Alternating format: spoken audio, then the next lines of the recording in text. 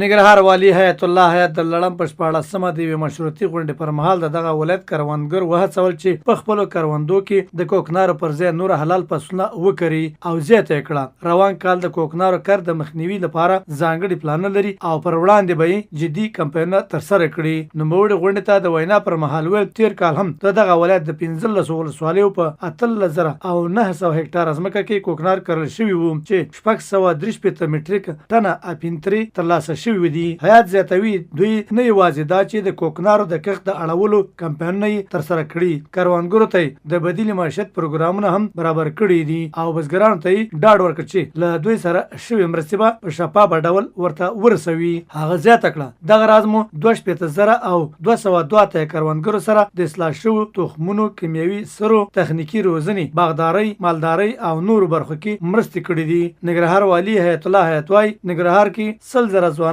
په نشه روږدي دي او دوی یوازې د 1,400 کسانو د درملنې سهولتونه لري چې هر کال زرګونه ځوانان پر نشه روږدي پاتې وي. السلام علیکم ورحمت الله وبرکاته. درنو حضارو، تاسو به معلومه چې په افغانستان کې 40 کلن ناورین د دې ترڅنګ چې موږ په میلیونونو شهیدان لرو، معلولین لرو، کونډې لرو، یتیمان لرو، د فقر او بدبختۍ سره مخامخ شوي یو، بیکاري خپل اوج ته رسېدلې ده او داسې نور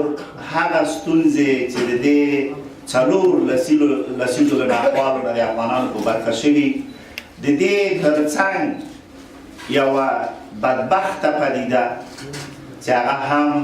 د ناروا بوټي یا کوکنارو کښت ده، دا هم متاسفانه د دغو جنګونو په دوران کې فعلا هم دغه بد بوټی د افغانستان او په ځانګړي ډول د ننګرهار په مختلفو سیمو کې کرل کېږي.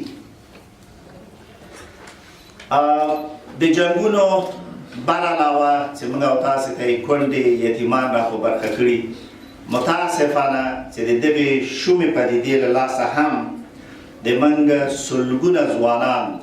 په ننګرهار کې روږدي دي، په نشهیي توکو باندې اخته شوي دي، بالخصوص هغه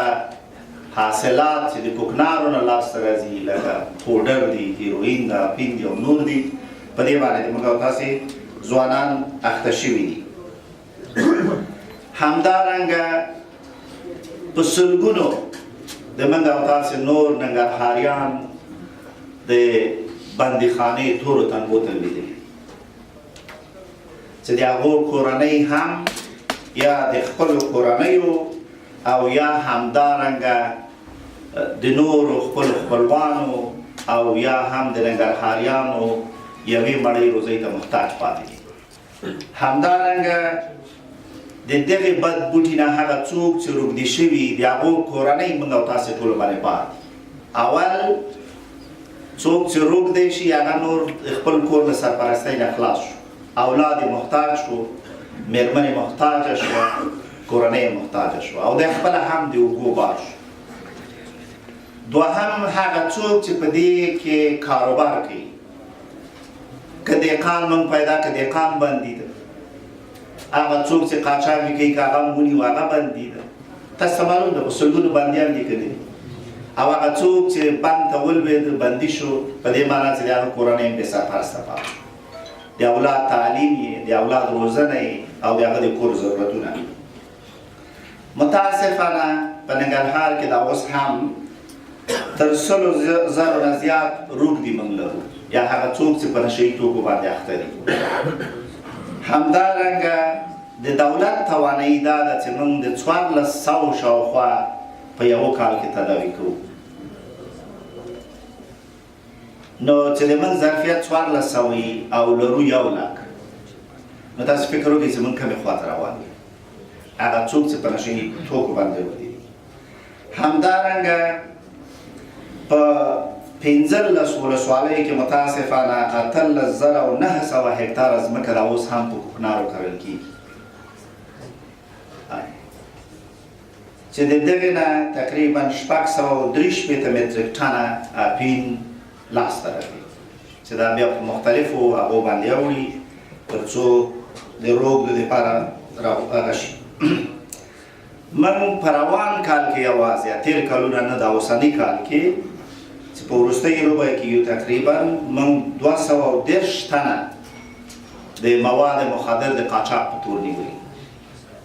یعنې په دې معنا چې 230 کورنۍ بې سرپرسته شوي دي او د دو سره مو د 9 ټنو نه یا 9000 کیلوګرامه نه شاوخوا نشهیي توکي نیولي. نو په دې اساس درنو هزارو تر اوسه پورې حکومت د کرنې په برخه کې د کرنې او مالدارۍ د وزارت په چوکاټ کې مختلفو پروګرامونو له لارې نه د کرنې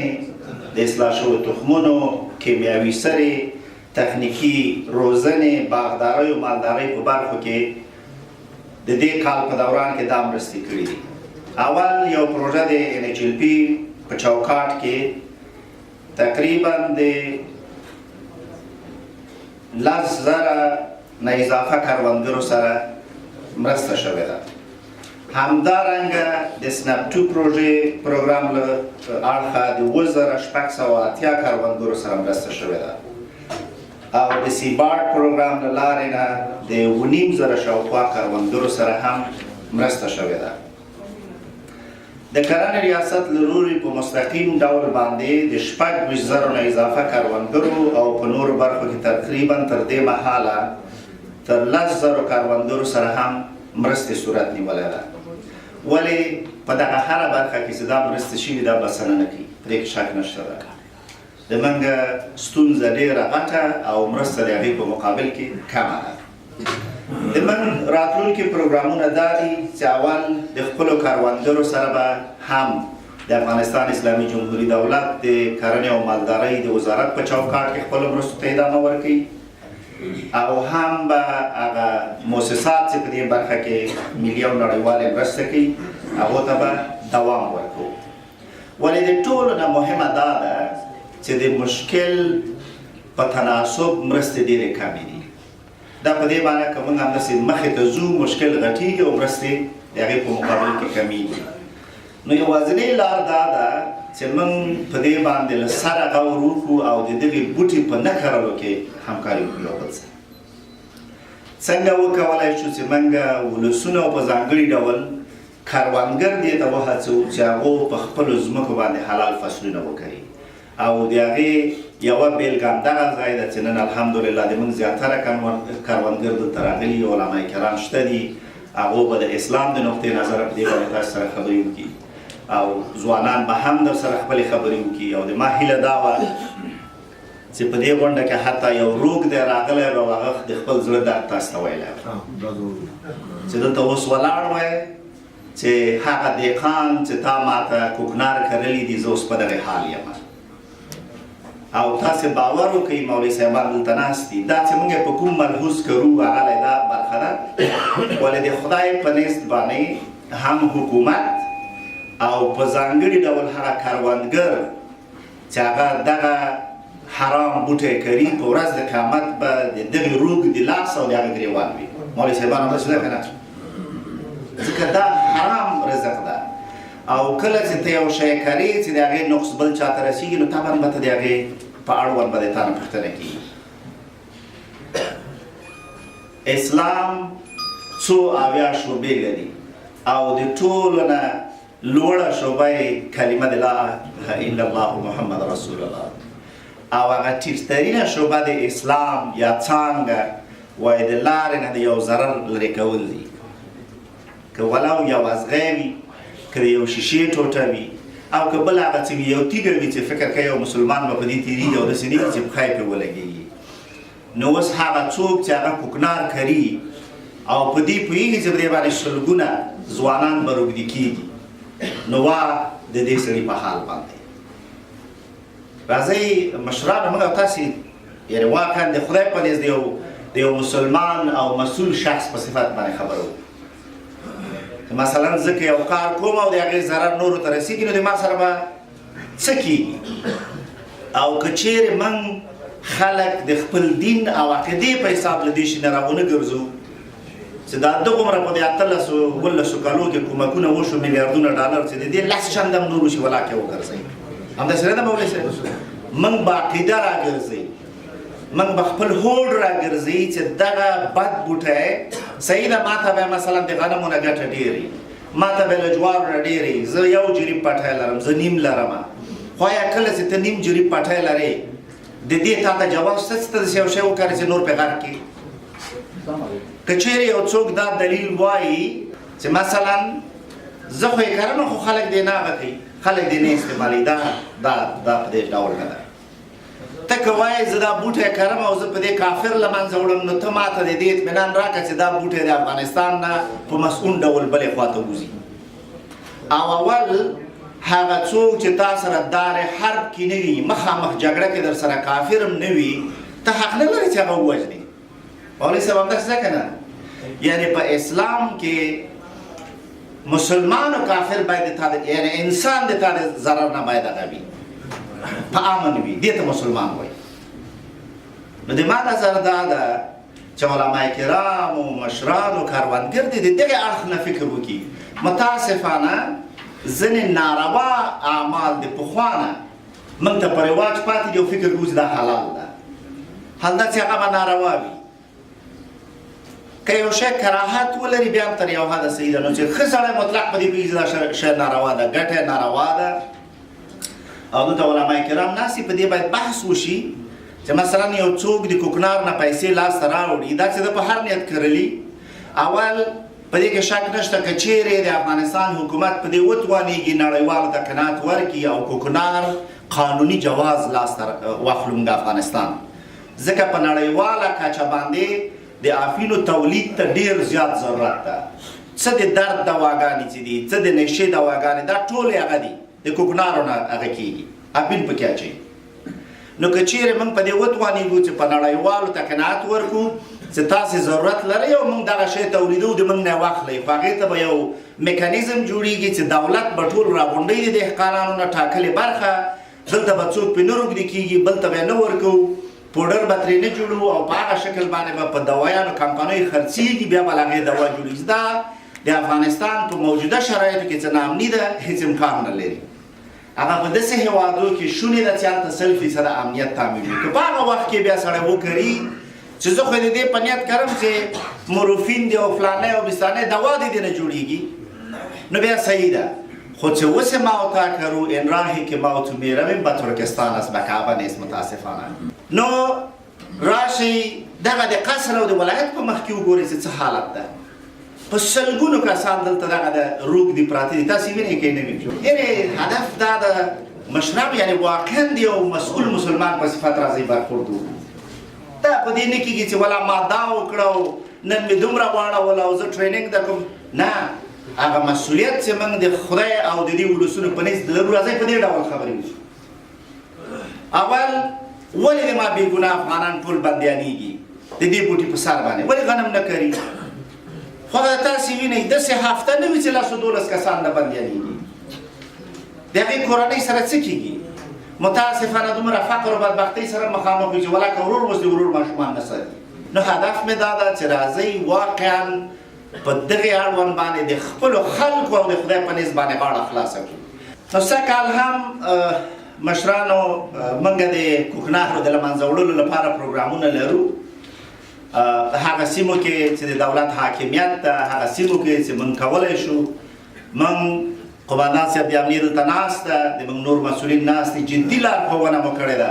چې دا به په ورځ د قیامت د موږ نه خدای پوښتنه کوي چې د تا په واک کې دغومره ځای و هلته دې ولې نه دي اړولي نو د ما هیله دا ده چې ما سره د دغې خدایي مسؤلیت په سرته رسولو کې مشرانو مرسته وکوي او سر وخت زه فکر کوم تر اوسه به لا ډېرو سیمو کې نه وي کرل شوي که نه نو هیله مې دا ده تاسې راشئ سږکال یو انقلاب راولو هغه دا راولو چې مثلا زه د پاکستان وړو ته ناست یم او یا د ازبکستان نو ولې خپل غنم نه کرم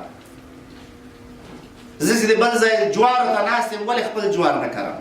زه چې د بل ځای وریژو ته ناست یم ولې خپله وریژې نه کرم د موږ په خیوه کې د موږ په لغمان کې تاسې وګورئ څومره ځمکې دي او څومره وریژې کېدلی شي کېدی شي موږ د بل چا وریژو ته ضرورت نه خو ما درته وویل چې هیله مې دا ده په ټولو باندې هغه د الهي د حکم په اساس چې نورو ته به ضرر نه رسوي. ګوره دا د خدای او د هغه د پیغمبر حکم ده چې تاسې به المسلم من سلم المسلمون من لسانه و یده. مسلمان هغه څوک ده چې د هغه د لاس او ژبې نه نور مسلمانان څنګه وي؟ په امن وي. نو ځکه په لاس باندې کوکنار کرم او بل پې روږدی کوم او بل ته اپین او یا چارس او یا دا تیاروم، دا په دې معنا چې د ما د لاس نه مسلمان په امن نشو. زه د پیغمبر علیه السلام په امتیانو کې خدای خبر کې حساب شم. نو د ما هیله دا ده راځئ د دغه دید نه ورته وګورو. راشئ سږکال په ننګرهار کې یو انقلاب راولو د نورو فصلونو. راشئ سر د وخت نه هغه ونه کرو، کوکنار ونه کرو. په هغه سیمو کې چې د موږ واسو توان ده مشرانو، یعنې دا ځکه هغه دهقان وي د هغې سره دا دلایل ولی شم او دهقان ما سره دا ځلې زه مختلف هغه کومه د دې په ځای چې ځان سره په سلګونو عسکر بوزو، زه دا ځلې د ځان سره هغه بیایم، علما کرام بیایم. هر دهقان ته ورځم او هغه سره فیصله چې بزګر وروره، کروندګر وروره، تا چې دا کرلي دي په دغه اساس باندې هغه دي او خپله به دې ته لیول کېږي چې یاره دا خو زاړو ما، دا خو زه غرق شوم. په زور باندې هیڅ نه کېږي. راځئ د اسلام او د عقیدې د نقطې نظره خلکو ته د دې موضوع هغه کړو. موږ هغه پروګرامونه چې پخوا وه او یا دي، زه د دې اطمینان درکړمه هغه تشویش چې تاسې لرئ چې د کوکنارو د کښت د له منځه وړلو لپاره په زرګونو یا میلیونونو ډالر مصرفیږي او یا افغانۍ مصرفیږي، په ښه ډول نه هغه کېږي. زه د دې اطمینان درکوم چې په هر ځای کې ستونزه وه موږ سره شریکه کوي، موږ هغه درته حلوو او هغه پیسې باید واقعا د موږ د حقینو ته ورسېږي. که هغه د تخمونو په اړوند وي، که هغه د باغدارۍ په اړوند وي، که هغه د مای پروژې دي، که هغه نورې پروژې، که هر څه دي دې کې موږ درته ولاړ یو. خو هیله مې دا ده چې راځئ د یو مسؤل شخص او مسؤل ننګرهاري په اړوند باندې د هغه ننګرهاریانو په اړوند چې دلته روزانه دا کوڅې ترې ډکې دي او ګدایي کوي او په نشهیي توکو باندې روږدي دي، د هغو په مقابل کې خپل مسؤلیت سرته ورسوو. علما کرام ناست دي. کوکنار هغه بد بوټی ده چې په د اسلام له نقطې نظره د حرام ګرځول شوی ده، ځکه نشه راوړي. کوکنار ټول را سره په دې موافق یې چې حرام ده که نه ده؟ ډېر ښه. نو چې حرام څه یعنې د کوکنارو کښت حرام، د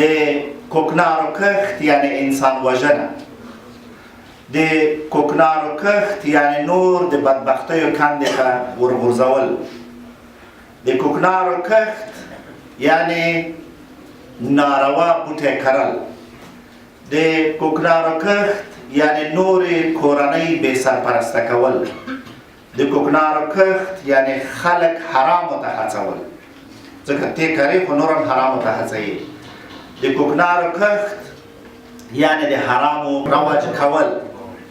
او همدارنګه نور، یعنې په دې باندې ټول سره پوهېږو مشرانو او علما کرامو. زه فکر کوم په دې باندې ډېر تاکید نه ده پکار. که احیانا داسې فکر وکړئ دا مؤسسات او مرستې نه وای نو موږ به خیر حرام کوو. خو موږ خو الهي ارشادات لرو، پیغمبر علیه السلام سپارښتنې لرو. په دې در سره موافق یم چې پروګرامونه شته، رئیس د زراعت مثلا مواد مخدر ریاست نورو ټولو وویل او په زرګونو پروګرامونه دلته پلي شوي. زه فکر کوم چې دغومره پروژې چې د زراعت په برخه کې اوس عملي کېږي د افغانستان تاریخ کې به نه وي شوي.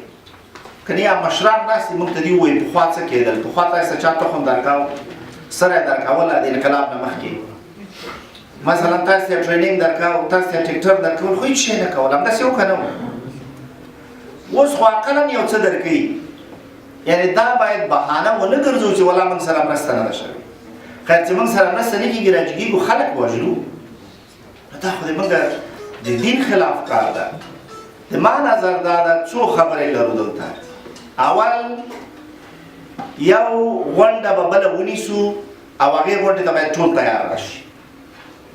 په دې معنا چې د هر ولسوالۍ نه اقلا لس کسان چې هغه کوکنار کري د دهقانانو په استازیتوب به راځي. موږ به ولسوال ته ووایو چې 10 کسه داسې دهقانان راولېږه چې هغه د نورو دهقانانو استازیتوب. ورسره د انکشافي شورا مشر او نور مشران یو عالم دا په غونډې ته راشي او موږ په دې غونډه کې یو پرېکړه وکړو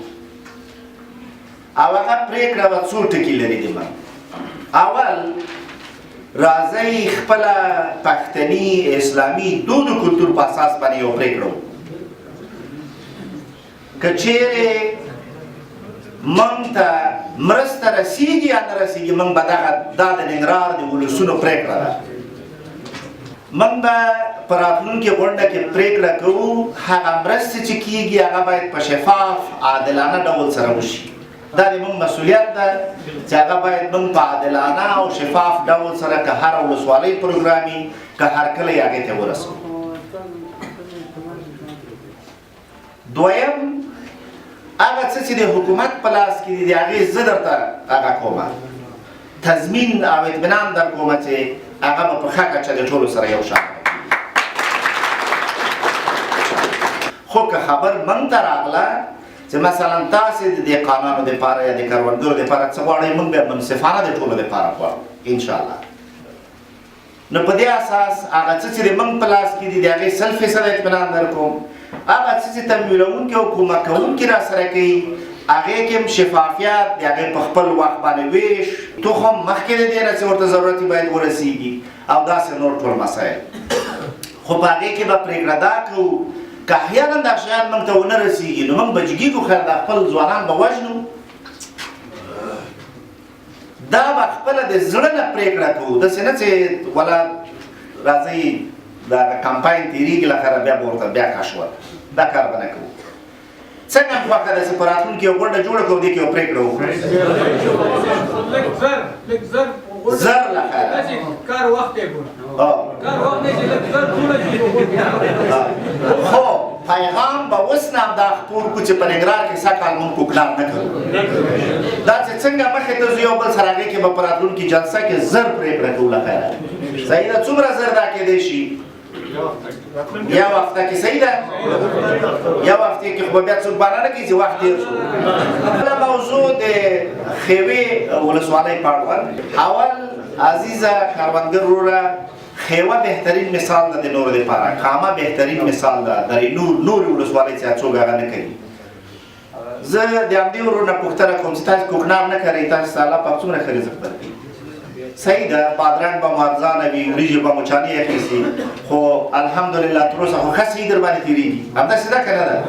نو تاسې بهترین مثال یې د نورو دپاره یعنې تاسې غوره مثال یې د نورو دپاره ما درته ویل راځئ دې ته داسې فکر وکړو چې زه اکثره وخت د علما کرام هم ناست دي مولوي صاحبانو که د موږ نیکونو او غر نیکونو دا غټې غټې ویالې موږ ته نه وای جوړې کړې د موږ د خوږاڼۍ خواته غرونه سوري کړي او ویالې پکې راتېرې کړي که نه سرنګ ورته وایي یا تونل نو موږ به اوس لاس تر ځینې ناست چې مؤسسه دې راته جوړ کړي والله ما خو هېڅ له لاسه نه کېږي نو خیر نو بیا خو موږ او تاسو خو نارینه یو که نه موږ او تاسو باید زیار وباسو کوشش وکړو نو د موږ او تاسې پرېکړې راځئ په واقعیتونو وکړو 2024 کال نه وروسته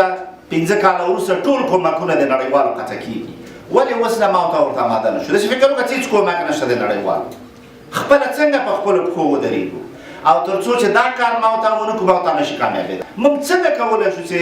په دغسې ستونزو کې اقلا یو څه وکړو اول خو ما درته ویلې چې راځئ ما ته خو نه په یادېږي خو مشران ناست دي هغه حاجي کاکا د ټولو نه کېدی شي په یاد وي چې آیا پخوا د داود خان یا ظاهر خان په وخت کې دغه رقم مرستې کروندګرو سره کېدلې اوس موږ خوردمن کړي یو د ټولې نړۍ مرستې را سره کېږي او بیا کوکنار کرو وایي چې ولا چې را سره وینې کې کارم یې دا خو ظلم ده همداسې ده مشرانو که نه مرستې به راځي ولې راځئ د مشرقي دغه شملت جګه کړو چې مشرقي د سولې ادب ننګ غیرت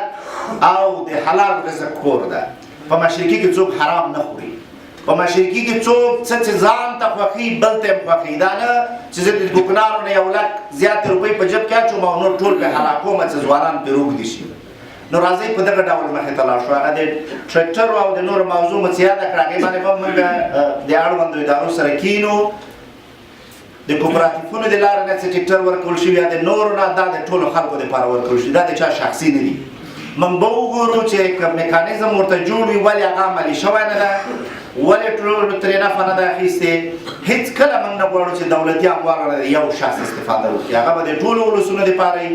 مننه کوم درنه انشاءالله دغه غونډه به زر تر زره جوړو او سږ کال به د حلال رزق د کښت دپاره په ننګرهار کې یو انقلاب راولو صحیح ده همداسې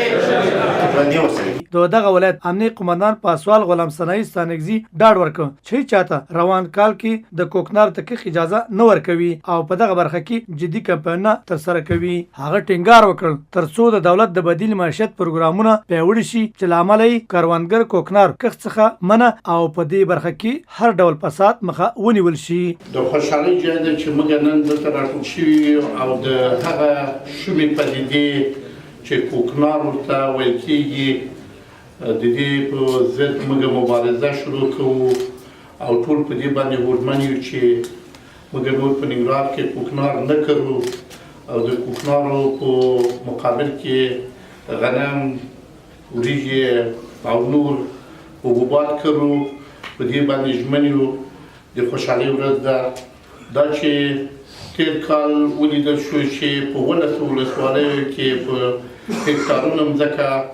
چې کوکنار پکې کرل شوي وو هغه محو شو او له بینه ولاړل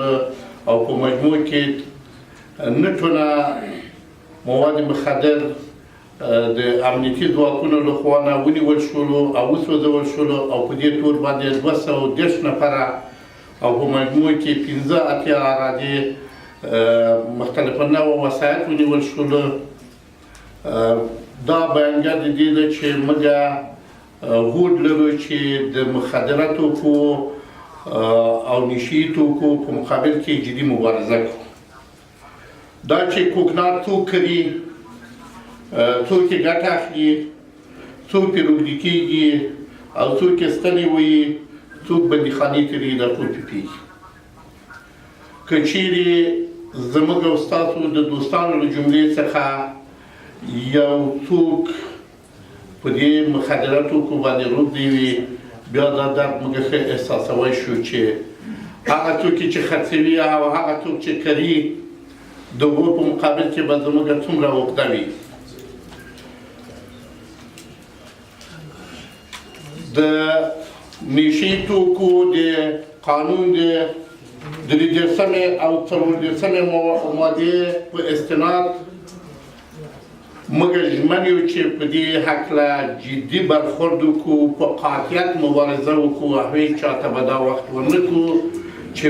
مخدره مواد توک وکري تولید یې وکړي قاچاق یې وکړي او یا استعمال وکړي دا چې محترم والي صاحب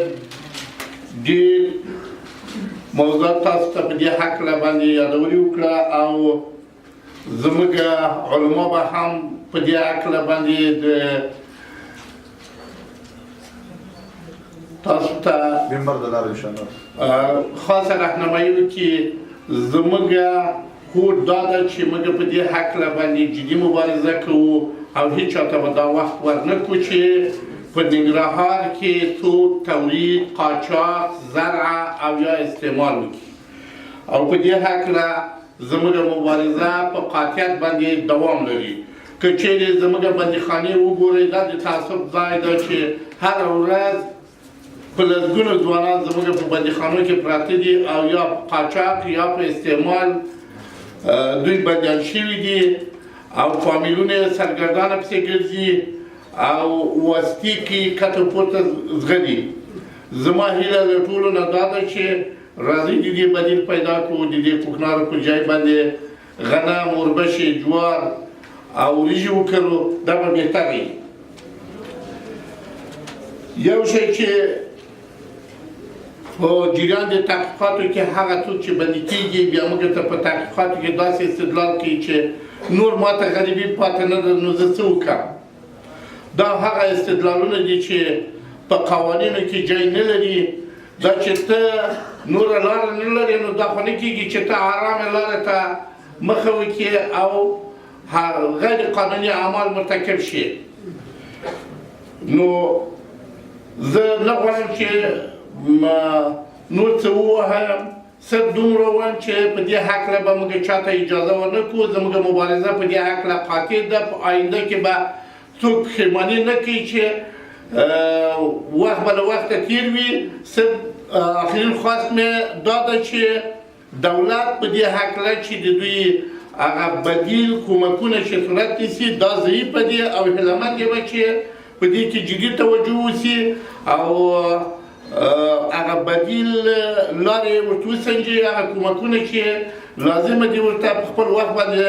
بدون دې نه چې په دې کې فساد وشي او یا سوء استفاده وشي دا ورته ورسیږي. د ټولو توجه نه څخه مننه. د ننګرهار د حج او اوقافو رئیس قاري داود مجاهد ویل چې د اسلام له نظره ټول هغه کارونه ناروا دي چې خلکو ته ضرر رسیږي او د کوکنار د کښت او استعمال له امله هم سلګونه زره هیوادوال پر ټول هیواد کې پر نشه روږدي دي. د ننګرهار ولایت قدرمن والي صاحب، جناب قومندان صاحب او درنو مخاورو علماء کرامو، قومي مخاورو مشرانو،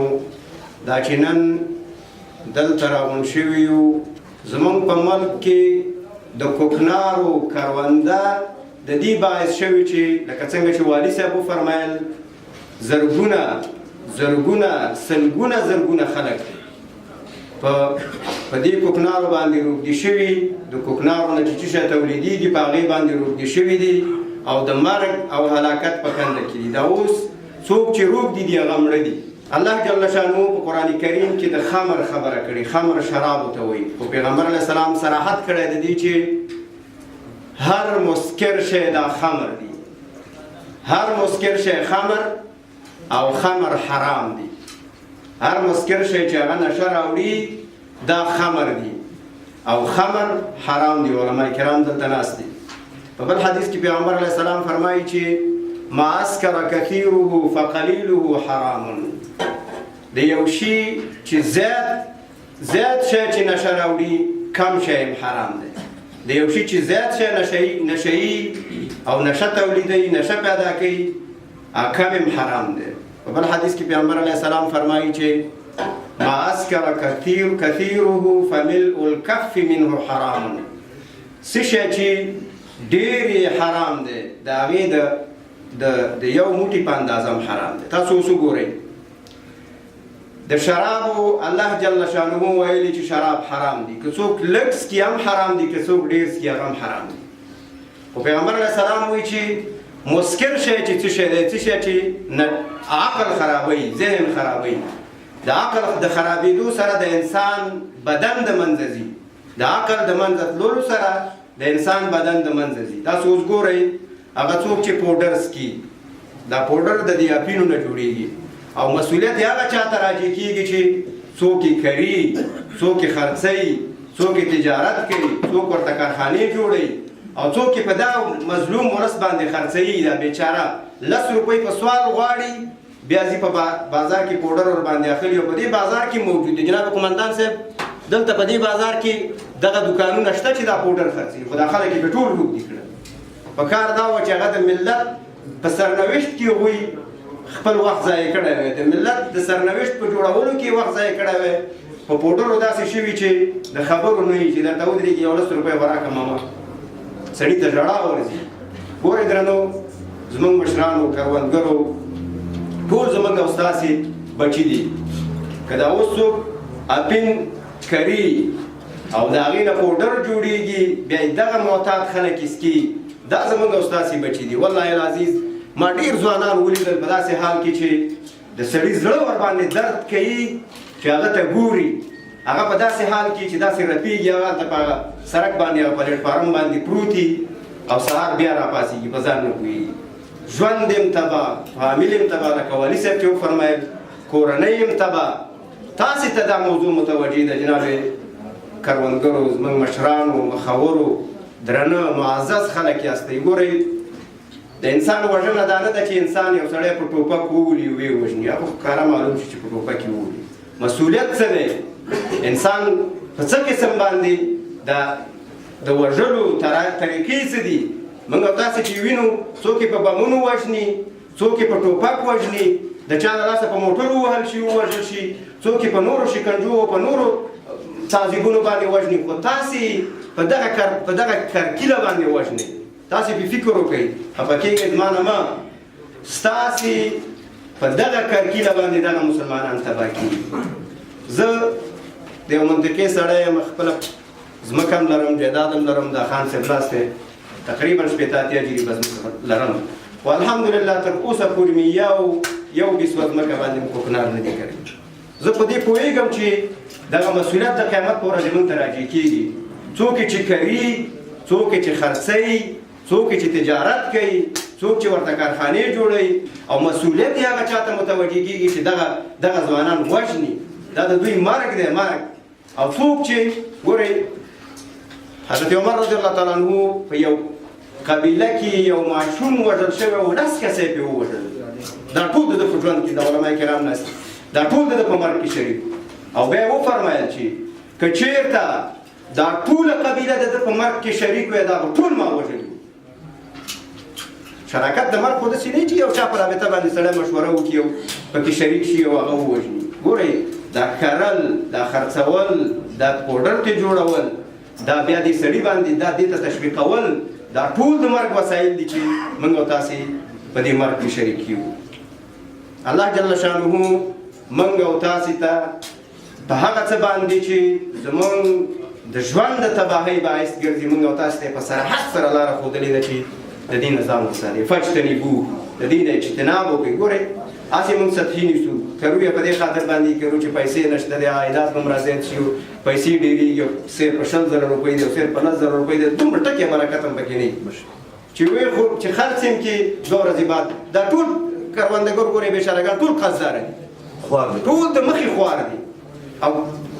په تکلیفونو کې دي، په مشکلاتو کې دي. هلته چې په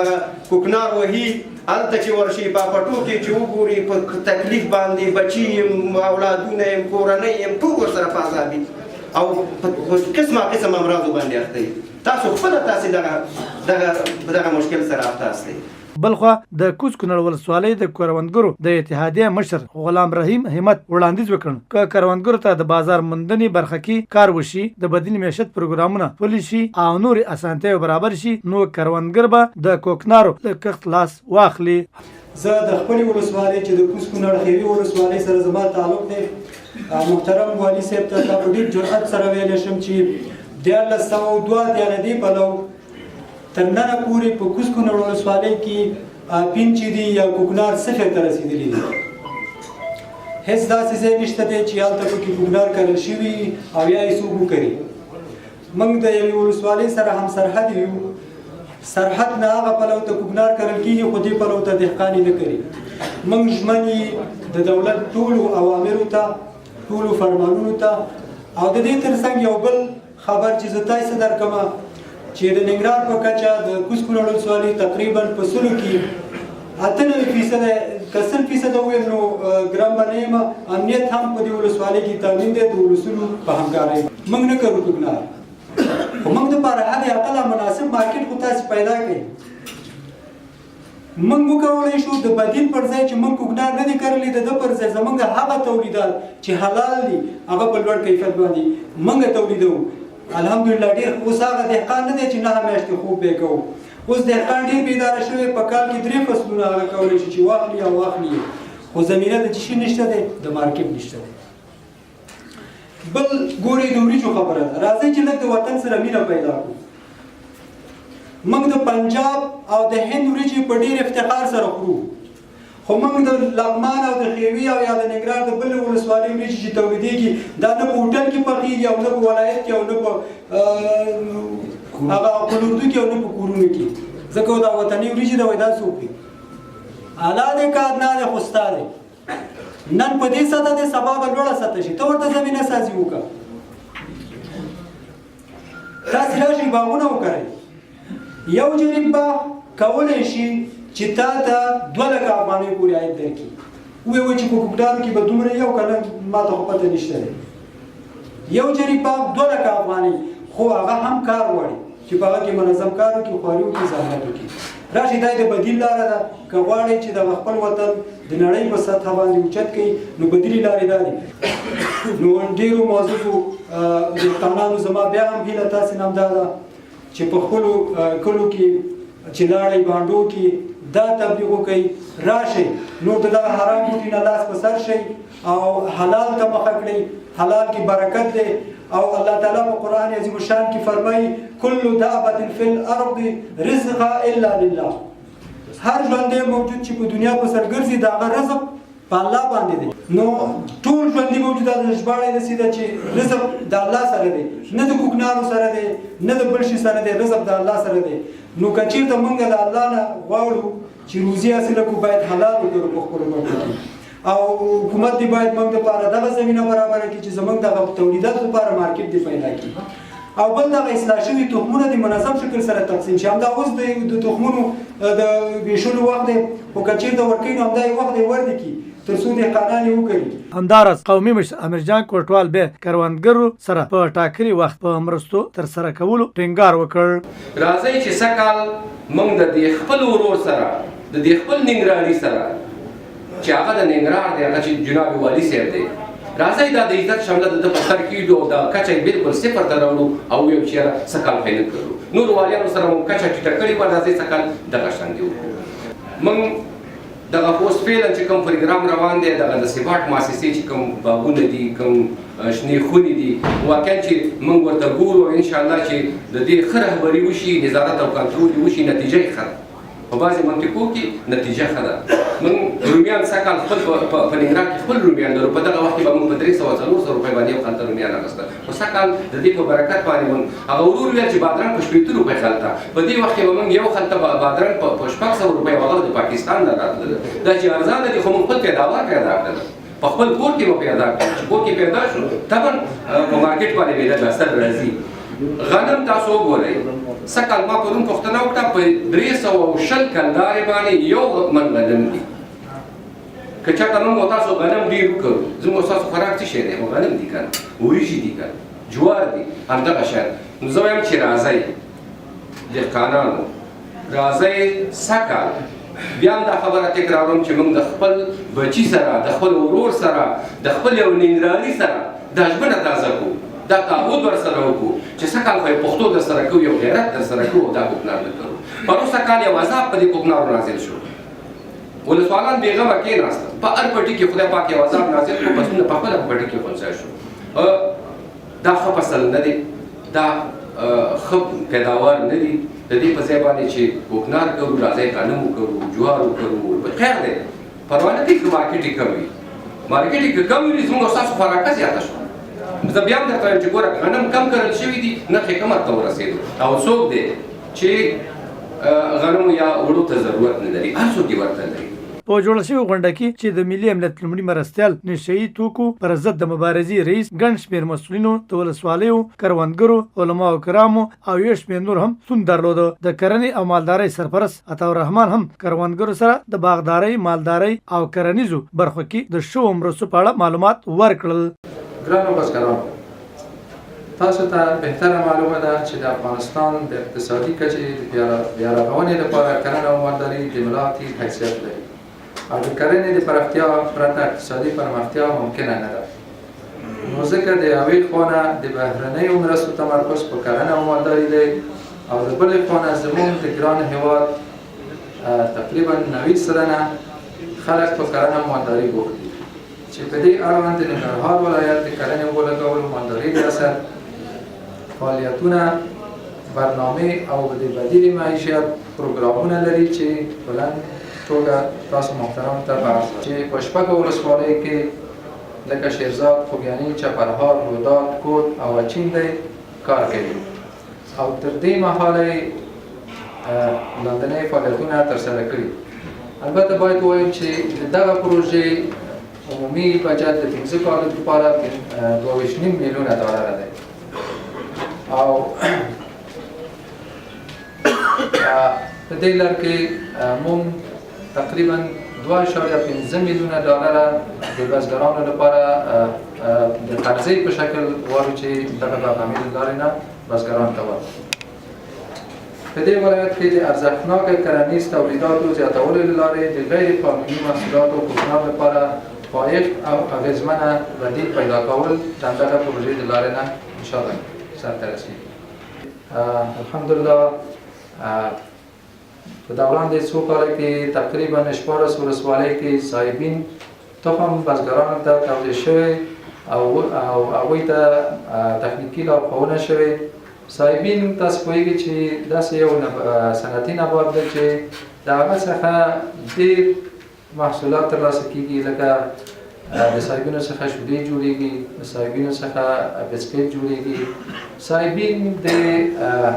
هغه خویندې او میندې او ماشومان چې سوی تغذي دي د هغوی لپاره ډېر یو مهم، یعنې د غذایي ارزښت له نظره ډېر یو ښه نبات ثابت شوی. موږ بزګران یا موږ نشو کولی چې هره ورځ په خپلو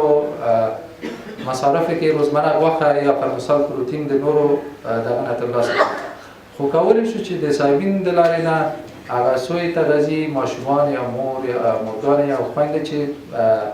په دې دغه اخته دي د صاحبینو څخه استفاده وکړو او دا ډېر زیات ارزان هم تمامېږي او یو ښه صنعتي نبات دی، هم د اقتصاد من نظره و هم د طبابت من نظره.